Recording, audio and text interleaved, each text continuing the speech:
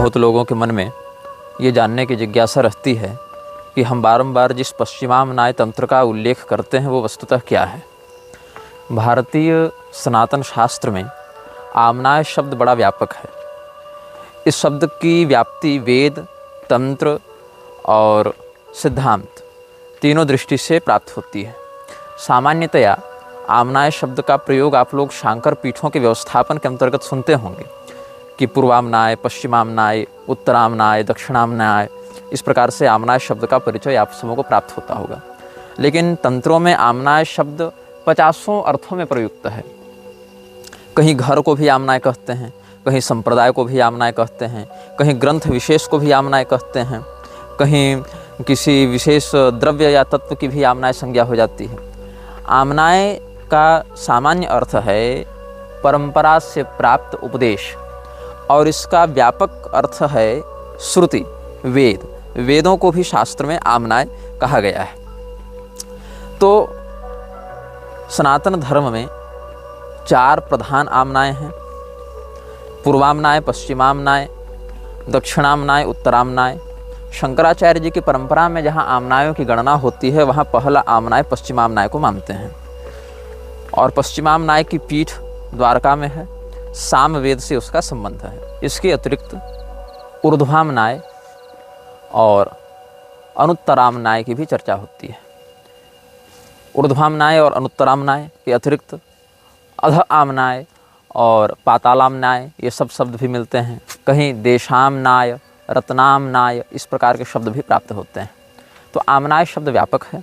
जहाँ तंत्र शास्त्र के संदर्भ में हम इसका परिचय देखते हैं तो धर्म सम्मत तंत्र, जिसमें वरिष्ठ और सत्व संपन्न देवताओं की पूजा होती है, वहाँ पर पश्चिमामनाय के ही अंतर्गत जब आप सद्योजात भगवान के द्वारा प्रोक्त आगमों का अध्ययन करेंगे तो यह जानेंगे कि सद्योजात मुख विनिर्गत मंत्रों में अत्यंत प्रसिद्ध जो श्री रामानंद संप्रदाय का मूल मंत्र है, राम षडक्षर मंत्र, वो भी पश्चिमामनाय के ही अधिकार में आता है।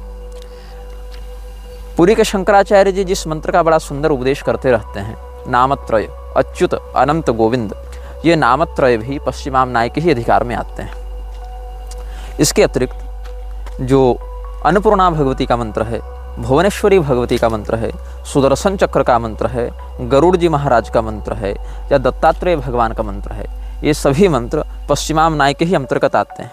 यहाँ तक कि श्री वैष्णवों के मध्य भगवान विष्णु के जो अष्टाक्षर मंत्र का और द्वादशाक्षर मंत्र का प्रयोग होता है, जिसमें अष्टाक्षर मंत्र की साधना प्रहलाद जी ने और द्वादशाक्षर मंत्र की साधना ध्रुव जी ने बड़े प्रगल्भ भाव से की है, ये सब पश्चिमामनाय तंत्र के ही अधिकार में आते हैं। आप सबों के जीवन में कोई न कोई ऐसा उदाहरण अवश्य होगा कि किसी व्यक्ति को संतान नहीं हो रही है, संतान से जुड़ी हुई समस्याएं उसको हो रही हैं। उस व्यक्ति को कई बार आचार्यगण संतान गोपाल का अनुष्ठान करने का परामर्श देते हैं, या बहुत से लोग अपने घर में बाल गोपाल, लड्डू गोपाल की पूजा भी करते हैं। तो ये बाल गोपाल का मंत्र, संतान गोपाल का मंत्र, ये सब भी पश्चिमामनाय तंत्र के ही अधिकार में आते हैं। तो आमनाय शब्द का एक सामान्य वर्णगत अर्थ हम आपको बताएंगे। कुलार्णव तंत्र में भगवान महादेव ने इसका निरुक्त स्पष्ट किया है। आदित्वात् सर्वमार्गाणाम मनोल्लास प्रवर्धनात् यज्ञादि धर्म हेतुत्वाद् आमनाय इति कीर्तितः। आमनाय का अर्थ क्या है? आमनाय कहते किसको हैं? सभी धर्म मार्गों का जो आदि है, मन में जो उल्लास को बढ़ा दे, मनोल्लास को जो प्रवर्धित कर दे, और यज्ञ इत्यादि धर्म का जो हेतु है, तो जो आदि है समस्त धर्म का, तो आदि से आ हो गया, और मन में उल्लास भर दे तो मना हो गया, और यज्ञ इत्यादि धर्म के प्रति जो प्रेरित करे तो यह शब्द आ गया। तो आमनाय, इस प्रकार से इसका वर्ण स्पष्ट किया है भगवान महादेव ने। तो भगवान महादेव ने आगमों में यह भविष्यवाणी कर रखी है कि पश्चिमामनाय तंत्र के मंत्रों का प्रयोग करके लोग पैशाचिक शक्तियों को जगाएंगे और हिंदू धर्म को विलुप्त करने के लिए चक्रवर्ती राजाओं के समान पराक्रम का प्रदर्शन करते हुए सनातन धर्म को छीन करने का उपक्रम करेंगे। और जब पश्चिमामनाय तंत्र के मंत्रों का प्रयोग करके वो आक्रमण करेंगे तो उस समय उनको युद्ध में पराजित करना बड़ा कठिन हो जाएगा। इसमें भगवान महादेव एक भविष्यवाणी करते हैं पश्चिमाम्नाय मंत्रास्तु प्रोक्तः पारस्य भाषया, फारसी इत्यादि भाषाओं में, फारसी में, अंग्रेजी, लैटिन, ये सब जो भाषाएं हैं, फिरंगी भाषा जिसको कहते हैं, उन सभी भाषाओं में ये सब मंत्र पाए जाएंगे। तो पश्चिमाम्नाय मंत्रास्तु प्रोक्तः पारस्य भाषया अष्टोत्तर शताशीतिर येषां संसाधनात् कलौ पंचखानाः सप्तमौरा नवशाः महाबलाः हिंदू धर्म प्रलोप्तारो जायन्ते चक्रवर्तिनः हीनं च दूषयत्येव हिंदुरित्युच्यते प्रिये पूर्वाम्नाय 986 प्रकृतिताः फिरंग भाषया मंत्रास्तेषां संसाधनात् कलौ अधिपामंडलानां च संग्रामे स्वपराजिताः इंद्रेजा 69 पंचलंड्रजाश्चापि भाविना। यहाँ पर यह बताया भगवान महादेव ने हिंदू कहते किसको हैं। ये सब श्लोक मेरु तंत्र के अधिकार में आते हैं। तो जो अपने अंदर की हीनता का नाश करे उसको हिंदू कहा जाता है, और हिंदू धर्म को विलुप्त करने के लिए ये सब पश्चिमाम्नाय तंत्र के मंत्रों की सिद्धि करके खान, शाह इत्यादि उपाधियों को धारण करने वाले गुरुंड, फिरंगी और ये सब म्लेच्छ इत्यादि प्रवर्तित हो जाएंगे। तो वृद्ध स्मृति में हिंदू शब्द की परिभाषा दी हुई है। वहाँ कहते हैं हिंसया दूयते यश्च सदाचारेषु तत्परः वेद गो प्रतिमा सेवी स हिंदू मुख शब्द भाग। जो व्यक्ति दूसरे को पीड़ा देने से, हिंसादिक वृत्ति से दूर रहे, सदाचार में तत्पर रहे, सदाचार परायण रहे, क्योंकि आचार प्रभुवो धर्म, यह भी मान्यता है शास्त्र में, और सदाचार से युक्त ऐसा व्यक्ति जो वैदिक मर्यादा में निष्ठा रखे, गो भक्ति, गो सेवा में निष्ठा रखे और प्रतिमा पूजन आदि में शास्त्र सम्मत मर्यादा के अनुसार निष्ठा रखे, उसी को हिंदू कहा जाता है। और हिंदू धर्म को विलुप्त करने के लिए पश्चिमाम्नाय तंत्र के मंत्रों का प्रयोग करके ये सब म्लेच्छ विस्तृत होंगे, युद्ध में अपराजित रहकर अपने आतंक को प्रसारित करेंगे, ये भगवान महादेव ने स्पष्ट किया है। तो पश्चिमाम्नाय तंत्र का वह भाग जो सत्व संपन्न है, जो दैवी संपदा के अंतर्गत आता है, उसमें तो श्री राम जी के, सीता जी के, अन्नपूर्णा जी के, सुदर्शन भगवान के और दत्तात्रेय भगवान के, संतान गोपाल के, बाल गोपाल के, सबके मंत्र आ जाते हैं। किंतु जो उसका तमोगुण वाला प्रारूप है, जो आसुरी संपदा से संबंधित है, वहाँ पर पिशाचों की पूजा होती है। और ये पिशाच कैसे दिखते हैं, इन पिशाचों का क्या स्वरूप है, इन पिशाचों को कैसे बुलाया जाता है, इनको सिद्ध करने वाले साधक को ये क्या क्या फल प्रदान करते हैं, इन सब विषयों में हम समयानुसार आगे के अनुभागों में चर्चा प्रस्तुत करेंगे। तो यह ध्यातव्य है कि इन सभी पिशाचों का वर्णन उन सभ्यताओं में ही प्राप्त होता है जिन जिन सभ्यताओं में इनके पूजक विद्यमान हैं। इसमें सबका वर्णन सनातन धर्म के वेद पुराण स्मृति में खोजोगे तो नहीं मिलेगा। जैसे ये श्री कामाख्या क्षेत्र में लोना चमारिन के नाम से बहुत से शाबर मंत्र असमिया बंगाली भाषा में भी प्रचलित हैं, लेकिन किसी वेद पुराण शास्त्र में वो नहीं मिलेंगे, क्योंकि आमनायांतर्गत हैं। आमनायांतर्गत मंत्र परंपरा से प्राप्त होते हैं। कई बार झारखंड में खूंटा बाबा की पूजा होती है, उनका नाम किस शास्त्र में मिलेगा? नहीं मिलेगा। उत्तराखंड में गोलू देवता की पूजा होती है, कहाँ उनका वर्णन मिलेगा? राजस्थान में गोकावीर की पूजा होती है, कहाँ वर्णन मिलेगा? लेकिन इनका वर्णन कहीं प्राप्त न होने के बाद भी ये सब का जो आराधन विधान है और इन सबों की जो सिद्धि वृत्ति है, इनका जो प्रभाव है वो बड़ा स्पष्ट दिखाई पड़ता है। क्योंकि ग्राम देवता, क्षेत्र देवता या ऐसे क्षुद्र शक्तियों वाले देवताओं का या पिशाचों का, यक्षों का वर्णन विस्तार से नहीं मिलता है। भूत डामर तंत्र में बहुत से ऐसी शक्तियों का वर्णन है, भूतनी शक्तियों का, जो किसी विशेष मंत्र शक्ति से आकृष्ट होकर आती हैं, अपने साधक के घर के सारे काम कर देती हैं, उसको इच्छानुसार भोग ला कर देती हैं, धन यश प्रतिष्ठा इत्यादि देती हैं, शत्रुनाश इत्यादि करती हैं। लेकिन इन सबों का वर्णन उन लक्ष्य सभ्यताओं में नहीं प्राप्त होता। तो भगवान महादेव ने क्या कहा? फारसी भाषा में, फिरंगी भाषा में, इंग्रेज इस प्रकार के शब्दों का प्रयोग किया। इंद्रेजा 69 पंचलंड्रजाश्चापि भाविना प्रोक्तः पारस्य भाषया फिरंग भाषया मंत्रा तेषां संसाधनात् करो। फिरंगी भाषा, लैटिन, फ्रेंच, स्पेनिश, ये सब में वो सब मिलते हैं ना। इसीलिए ये कहना कि संस्कृत में नाम बताओ, ये मूर्खों का ही प्रलाप है। क्योंकि जैसे हमने आपको बताया, छत्तीसगढ़ में ठाकुर देव की पूजा होती है। ठाकुर देव का वर्णन शास्त्र में नहीं मिलेगा उस रूप में, लेकिन लोकाचार में उनकी पूजा मान्य होती है। तो वेदाचारा लौकिकाचारो बलिया नीति श्रुति ही भी एक नियम लगता है शास्त्र का कि इन विषयों में वेद में वर्णित आचार से अधिक संसार में प्रचलित आचार ही प्रधान हो जाता है। तो राजस्थान के गोगावीर हों, चाहे उत्तराखंड के गोलू देवता हों, चाहे असम की लोना चमारिन हो, चाहे उत्तर प्रदेश का कलवावीर हो, या आपके मराठी सावर में बहुत सारे वीर की पूजा होती है, या छत्तीसगढ़ के ठाकुर देव हों, या केरल इत्यादि में कुट्टी चट्टन और पंजुरली इत्यादि हैं, या आप अन्य देशों में देखें तो इंडोनेशिया इत्यादि में जब उदयन वर्म देव का शासन था 11वीं-12वीं शताब्दी के आसपास, तो उसके पुत्र प्रभु एयरलंग के समय बदराबूही इत्यादि शक्तियों की पूजा की जाती थी। तो ये सब शक्तियाँ उन क्षेत्रीय शब्दों में, उन क्षेत्रीय भाषाओं में, उन साधकों के द्वारा बुलाई जाती रही हैं, जगाई जाती रही हैं।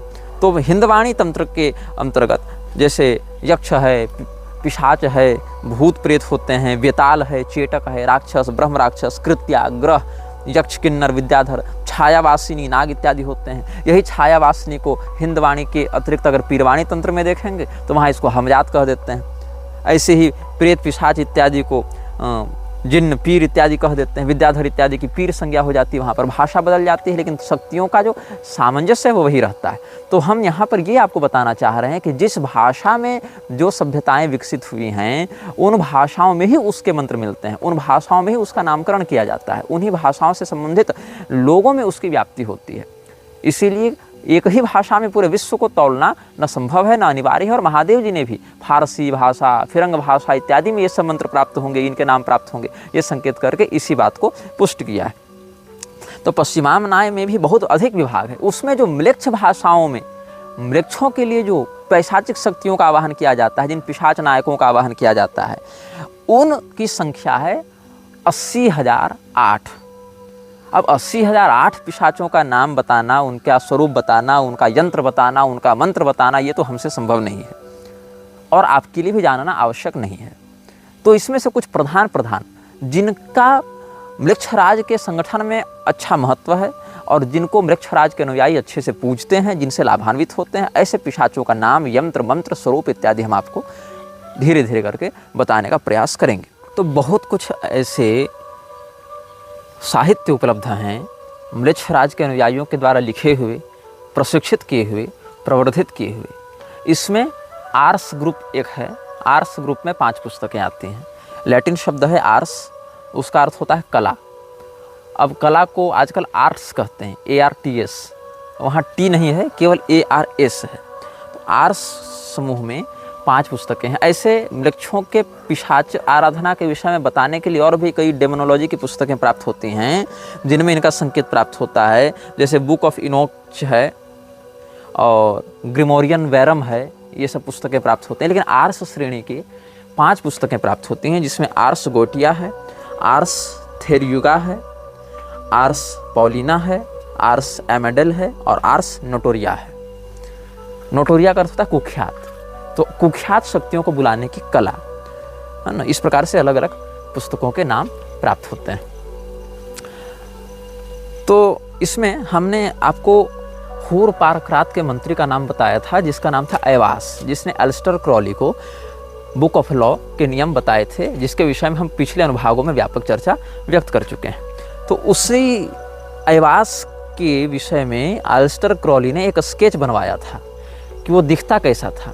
तो एलिस्टर क्रॉली ने एवास का जो चित्र बनवाया था, उस चित्र को हम आपको स्क्रीन पर डिस्प्ले करके दिखाएंगे, ताकि आप समझ सकें कि वो शक्ति कैसी दिखती है। उसका माथा उसकी ठुड्डी से लगभग 4 गुना अधिक बड़ा है। और बुक ऑफ लॉ का उपदेश एवास ने किया था, लेकिन एवास को बुलाया कैसे गया, इसके विषय में किसी मंत्र, यंत्र इत्यादि का उसने वर्णन नहीं किया है। बस इतना ही कह दिया कि मैं मिस्र के सोए हुई शक्तियों को जगाने के लिए पिरामिड में जब रिसर्च कर रहा था, तब ये शक्ति अचानक से एक्टिवेट हुई और इसने मुझसे संपर्क किया और इसने मुझे अपने आराध्य के विषय में बताया और अपने पारंपरिक शक्तियों के विषय में अवगत कराया। तो इसमें एक गुप्त संस्था का नाम आता है, जो मृक्षराज के अंतर्गत काम करती थी। पहले तो नहीं करती थी, इसकी संस्थापना के समय तो वो मृक्षराज से नहीं जुड़ी हुई थी, लेकिन जब ऐसी शक्तियों की खोज में लोग निकलते हैं, शोधार्थी निकलते हैं और कनेक्शन बनता है, तो फिर मृक्षराज उनको अपने अधीन कर लेता है, अपने अनुकूल कर लेता है। तो एक इसमें संगठन की स्थापना हुई थी, जिसको कहते हैं रोसीक्रूसियन ऑर्डर। रोसीक्रूसियन का सामान्य अर्थ हो सकता है रोज और क्रॉस, गुलाब और क्रॉस दोनों से मिलकर बना हुआ है रोसीक्रूसियन ऑर्डर। और रोसीक्रूसियन ऑर्डर की जिसने स्थापना की थी, उसने बहुत गुप्त रूप से इसको रखा था। और वो जब मरा, उसको जब दफनाया गया, तो लगभग 1 शताब्दी तक उसके कब्र को कोई पहचान न पाया, कोई खोज न सका। तो गोल्डन डाउन इत्यादि के कुछ लोग बाद में जाकर वहाँ पर खोजते हैं। तो अपने जादू टोने को, काले जादू को, अपनी शैतानी पैशाचिक शक्तियों को छिपा कर ये लोग चलते थे। इसीलिए गुप्त संगठनों के मध्य इनको कहा जाता था द अनसीन यूनिवर्सिटी, मतलब एक ऐसा तंत्र का विश्वविद्यालय, काले जादू का विश्वविद्यालय जो अभी तक गुप्त है, जिसको किसी ने देखा नहीं। तो इसको रोशन क्रूज ने बनाया था। रोशन क्रूज नाम के एक व्यक्ति ने अपने 7 शिष्यों के साथ मिलकर इस सोसाइटी की स्थापना की थी। इसको रोसिक्रूसियन ऑर्डर कहा जाता था और 100 वर्षों तक ये बहुत गुप्त रहा। इसके लोग पब्लिक में रहते थे, समाज सेवा का नाटक करते थे, समाज सेवा के बहाने लोगों को अपने संगठन में जोड़ते थे। जो अनाथ हैं, होमलेस हैं, जॉबलेस होमलेस लोगों को ये लोग अपने यहाँ जोड़ते थे। और इनका कोई स्पेसिफिक यूनिफॉर्म नहीं होता था और ऐसा भी नहीं है कि इनको किसी विशेष अधिवेशन इत्यादि में बुलाया जाता था। बस आंतरिक रूप से ये व्यवस्था आगे बढ़ती रहती थी, चलती रहती थी।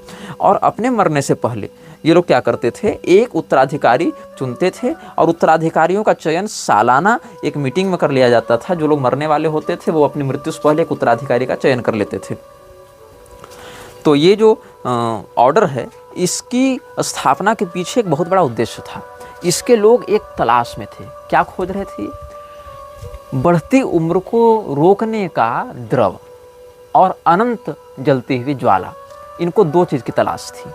एक जो है, ये मानते थे कि a drug of unageing immortality and a flame which would never go out. हमें एक ऐसी ज्योति चाहिए जो कभी न बुझे और हमें एक ऐसा रसायन चाहिए जिसको पीकर हम अमरत्व की ओर बढ़ जाएं या हमारी बढ़ती उम्र धीमी पड़ जाए, हमारा शरीर धीरे धीरे बूढ़ा हो। मतलब चिर यौवन वाला कोई हमें द्रव और ज्वाला का संसाधन प्राप्त हो, ऐसी हमें सिद्धि प्राप्त हो। तो यही इनका जो लक्ष्य था रोसिक्रूसियन ऑर्डर का, वो मृक्षराज के अंतर्गत काम करने वाली बहुत सी गुप्त संस्थाओं में एक संस्था के अंतर्गत स्थान पाता है। अब हम आपको एक ऐसे पिशाच के विषय में बताएंगे जो पिशाचों के समुदाय में बहुत प्रधान स्थान रखता है। इनमें जो पिशाच वाहिनी होती है उसमें लगभग 3000 से लेकर 6000 पिशाच तक होते हैं और इन वाहिनियों का एक नायक होता है। और उन नायकों को आप कह दें कि लेगन मास्टर्स कह सकते हैं। तो एक पिशाच वाहिनी में लगभग 3000 से 6000 पिशाच होते हैं। और आज हम आपको जिस पिशाच के बारे में बताने जा रहे हैं उसका प्रयोग मृक्षराज के अनुयायी बहुत व्यापक मात्रा में करते हैं और प्रोमिनेंटली करते हैं, और उसका नाम है बाल। बाल वर्शिप के नाम से भी एक बात प्रसिद्ध है। और बाल वर्शिप करने वाले लोग सामान्यतया बच्चे की बलि दिया करते थे, ये बात भी वो लोग जानते हैं, या दिया करते हैं, ये बात भी वो लोग जानते हैं जिस प्रकार के पैशाचिक तंत्रों के शोध में लगे हैं। और धीरे धीरे हम आपको बताएंगे कि इस्लाम में किस प्रकार से तंत्र का आश्रय लेकर वशीकरण किया जाता है, किस प्रकार से मृक्षराज के लोग ईसाईयत और यहूदी मान्यताओं के आधार पर, इस्लामी मान्यताओं के आधार पर इन शैतानी शक्तियों का प्रयोग करके वशीकरण करते हैं, सम्मोहन करते हैं, या अति कम उम्र में, बहुत कम उम्र में बहुत अधिक प्रसिद्ध हो जाते हैं। तो आज हम आपको उस पिशाच के बारे में बताएंगे जिसका आश्रय सामान्यतया ऐसे लोग करते हैं जो कला के क्षेत्र से जुड़े हुए हैं।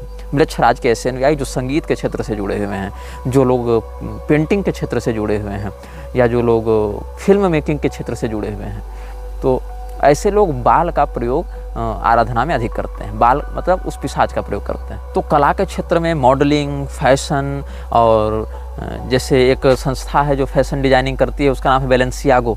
तो बैलेंसियागो संस्था जो है वो बाल के पैशाचिक शक्तियों का प्रयोग बहुत ज़्यादा करती है, अनौपचारिक रूप से। ये सब की घोषणा सार्वजनिक नहीं होती, ये सब के संकेत केवल सार्वजनिक किए जाते हैं, ऐसे चिन्ह देखने को मिलते हैं।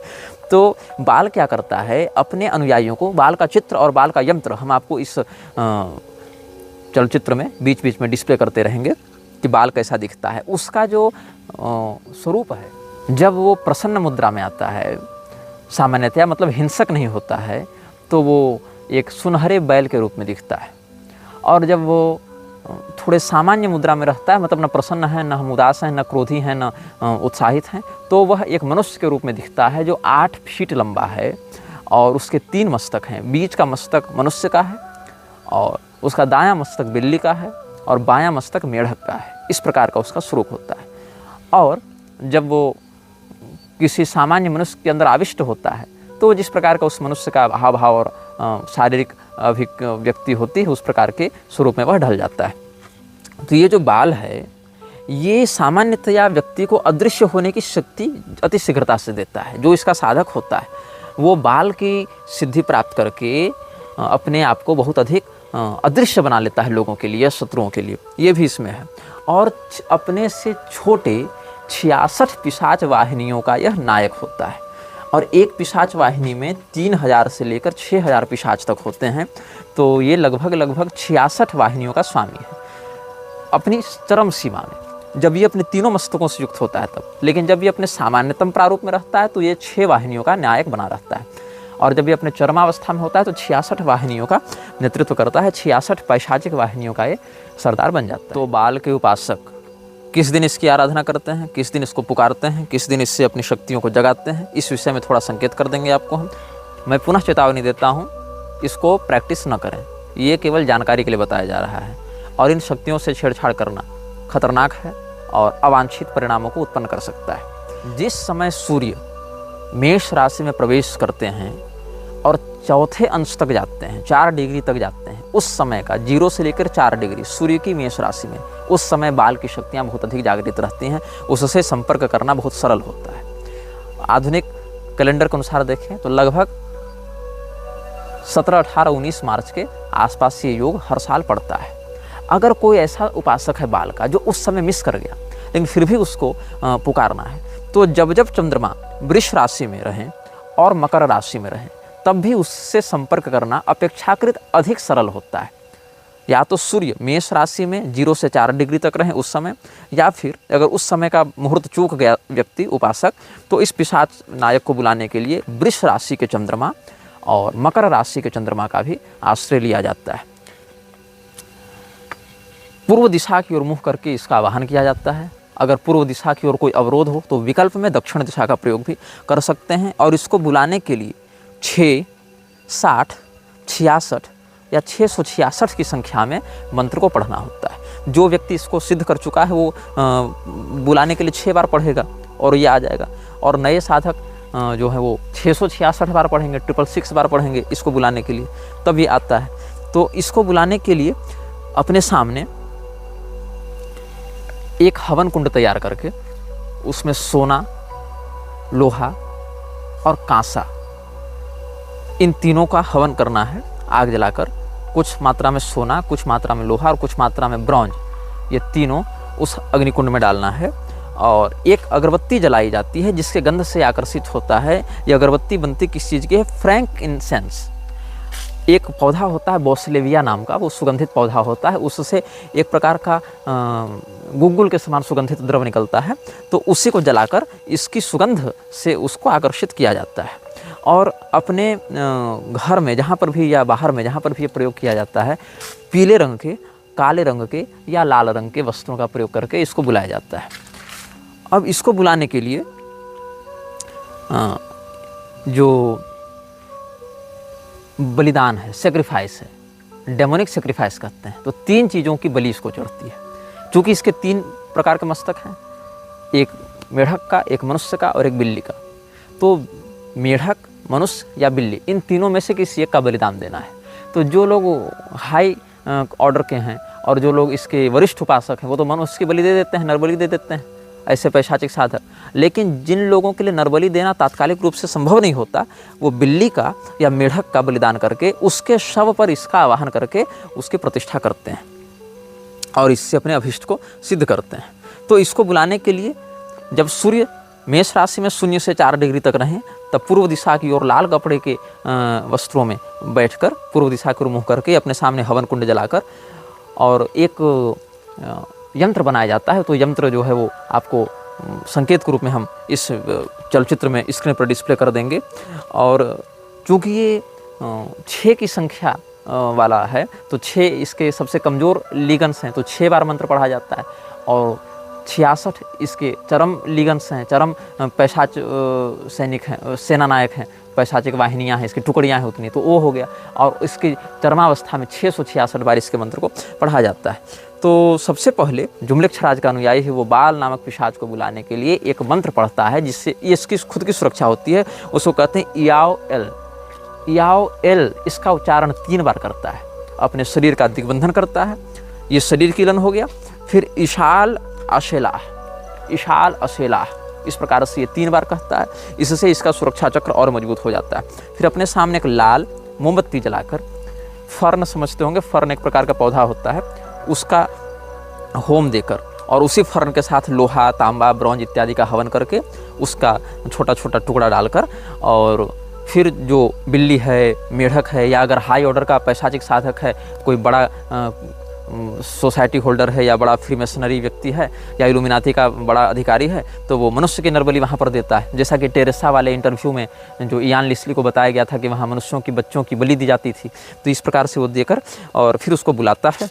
और इसको बुलाने के लिए एक मंत्र पढ़ता है। जिस समय इन वस्तुओं की आहुति दी जाती है, उस समय प्रत्येक वस्तु को डालने के समय 3 बार कहा जाता है बाल रेक्स सैपियंटाओ, बाल रेक्स सैपियंटाओ, बाल रेक्स सैपियंटाओ, ऐसे 3 बार पढ़कर हर एक द्रव्य की आहुति दी जाती है। और इसका आवाहन करने के लिए परवेनियो इस प्रकार से कह के इसको बुलाया जाता है। और इसको बुलाने के लिए जो इसका मंत्र है वो है एयर सकोरे ओंका बाल, एयर सकोरे ओंका बाल, एयर सकोरे ओंका बाल। इस प्रकार से अधिकाधिक उच्चारण विहित संख्या में करके इसको बुलाया जाता है। जब ये आता है तो हो सकता है कि ये अपने किसी भी रूप में प्रकट हो, या प्रकट बिना हुए आपके शरीर पर कंट्रोल करके आपके मुंह से ही संवाद करना आरंभ करे। मतलब एक बार आप बोलेंगे और फिर आप ही के मुंह से आपका कंट्रोल लेकर वो बोलेगा। और ये सामान्यतया अपने अनुयायियों को डराता नहीं है। ये पिशाच जब आता है तो सामान्यतया ये डराता नहीं है और अपने अनुयायियों को अदृश्य होने की शक्ति प्रदान करता है, या बहुत अधिक कलात्मक क्षेत्रों में, fashion, modelling, film making, music और पेंटिंग, इस प्रकार के क्षेत्रों में बहुत कम समय में बहुत अधिक सफलता दे देता है। बहुत अधिक दौलत, शोहरत और इंटरनेशनल पहचान ये सब दे देता है। फिर इसको भेजने के लिए याओ शब्द का 3 बार प्रयोग किया जाता है और फिर ये विसर्जित हो जाता है। तो इस प्रकार से हमने आज आपको एक उदाहरण दिया कि कैसे बाल वर्शिप की जाती है। बाल नामक पिशाच का यंत्र क्या है, उसका क्या मंत्र है, उसका क्या विधान है, क्या उसके पश्चिमामनाय तंत्रोक्त बातें हैं, ये सब हमने आपको स्पष्ट किया। ऐसे करके हम आपको 50 अन्य पिशाचों के विषय में आप बताएंगे, क्योंकि लोग बार पूछ रहे थे कि पश्चिमामनाय तंत्र क्या है, इसके विषय में बताइए।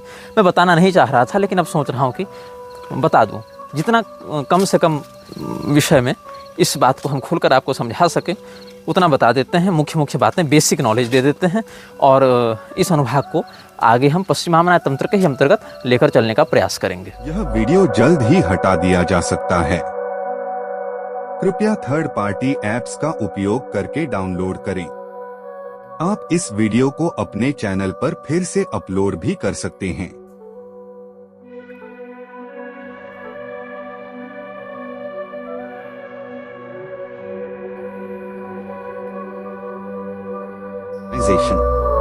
This video may get deleted soon. Please download using third-party apps. You may also re-upload this video on your channels. Thank you.